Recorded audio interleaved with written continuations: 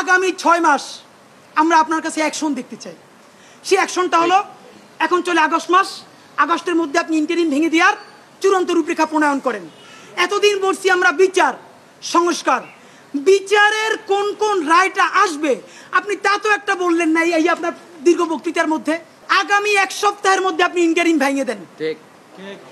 এই ইন্টারিমের অনেক উপদেষ্টা এখন সামনে, কেউ বিএনপির, কেউ জামাতের, কেউ এনসিপির মুখপাত্র হইয়া তাদের দলীয় এজেন্ডাগুলো আপনার সামনে রেখে বাস্তবায়ন করবে। এইটা আপনি হইতে দিয়েন না। আপনি অতি জলদি যেই নির্বাচনটা উপহার দিতে চান তার জন্য ইন্টারিম ভেঙে দেন এবং অতি দ্রুত তত্ত্বাবধায়ক সরকার ঘোষণা করেন। এই ইন্টারিম ভেঙে দিয়া আপনি প্রধান হইয়া আপনি তত্ত্বাবধায়ক সরকার ঘোষণা করেন। আগামী 6 মাস মাননীয় প্রধান উপদেষ্টা, এটা অনেক অনেক বেশি ইনাফ, মোর দ্যান ইনাফ এই দেশে পাল্টাই দেওয়ার জন্য।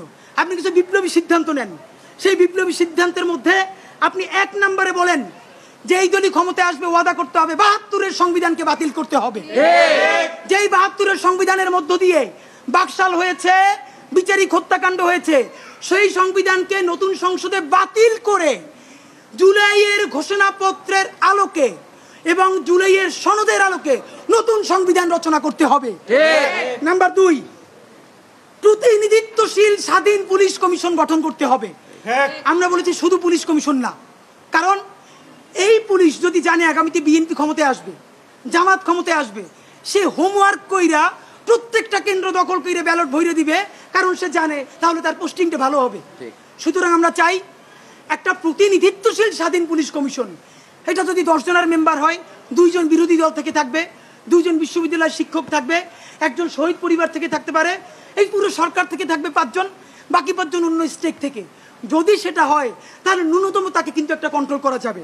নাম্বার 2, আপনি ন্যূনতম জুডিশিয়াল রিফর্ম না করে আপনি কিসের নির্বাচন দিচ্ছেন? এই যে নির্বাচনে খুন হবে প্রচুর, সেই খুনগুলো নিয়ে তো মামলা হবে। আমরা এই যে আসিফ মাহমুদ বনাম ইশরাক হোসেনের যে ক্যাচাল, সেই ক্যাচালে দেখলাম আদালত পর্যন্ত স্বীকার করতেছে যে এই ব্যাপারে রায় দেওয়ার উপরে তার উপরে চাপ ছিল।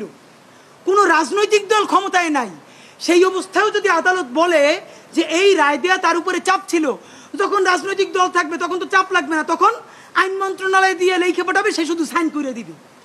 সুতরাং আপনি জুডিশিয়াল রিফর্ম কি করলেন সেইটাকে আপনাকে স্পেসিফিকলি বলতে হবে।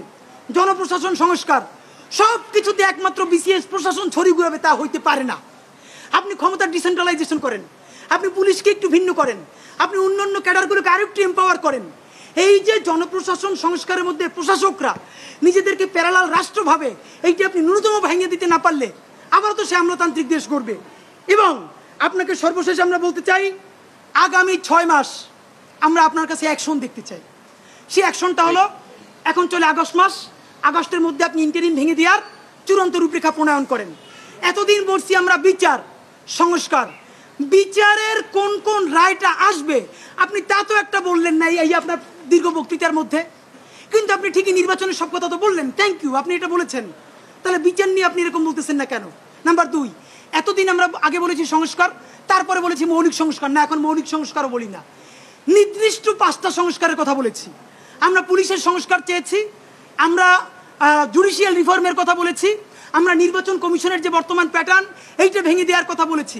প্লিজ, কোন সংস্কারটা কবে হবে? নির্বাচনের আগে যদি আপনি একটা সংস্কার নিজে করে দেখাতে না পারেন তাহলে বলেন, প্রবাস থেকে লক্ষ টাকা প্লেন ভাড়া দিয়া বাংলাদেশের মানুষ কেন ভোট দিতে আসবে বলেন? সে তো জানে একটা সংস্কার আপনি করতে পারেন নাই। এই যে ভোট দিয়ে যাবে যারা ক্ষমতায় যাবে তারা ঠিকই আগর কাটামতে সব 91 যেরকম তারা চুক্তি ভঙ্গ করেছে, চুক্তি ভঙ্গ করে আবার ফ্যাসিবাদ কায়েম করবে।